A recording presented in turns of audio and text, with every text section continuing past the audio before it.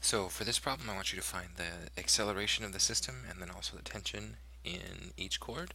You can probably guess that in this case T1 will be equal to T2, but that won't always be the case because we'll start working with massed pulleys soon. So for now, we'll just work with them separately. Alright, so step one is going to be again to work with the system.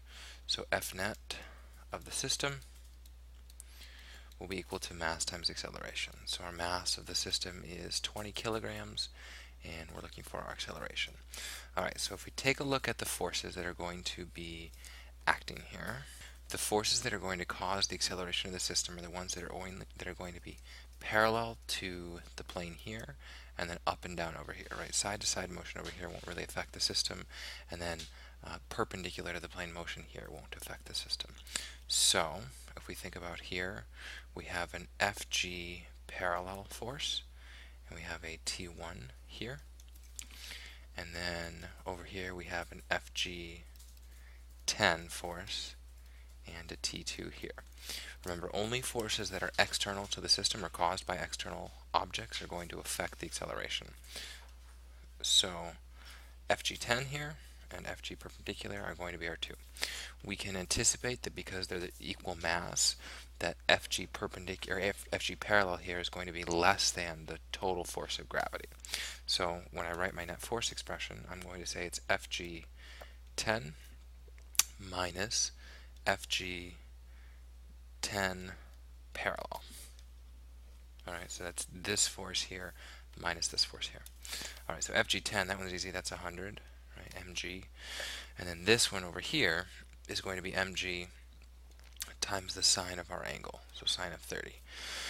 So this is 100 minus 100 sine 30, so this is going to be 50 newtons over here.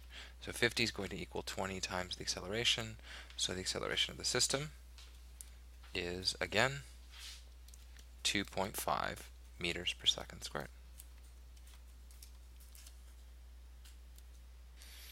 So now that we have the acceleration of the system, let's work with each individual object. So for the hanging mass here, we will say F net equals FG10 minus T2. And for this object here, this is going to be F net equals T1 minus FG parallel. Each of these will equal MA. So in this case here, T1 is our unknown, FG parallel we found out up here was 50, and the mass is 10, and the acceleration is 2.5. So T1 minus 50 will equal 25, so T1 equals 75 newtons. Now we would expect that T2 will also be 75 newtons, but let's just double check. So FG10, that's 100, minus T2 will be equal to mass times acceleration. Mass is 10, acceleration 2.5, so 100 minus T2 equals 25. So in fact, our intuition was correct.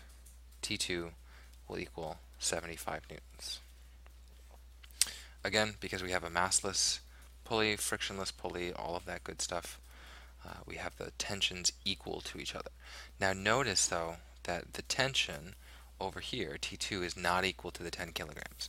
The only time that will be true is when the system is at rest.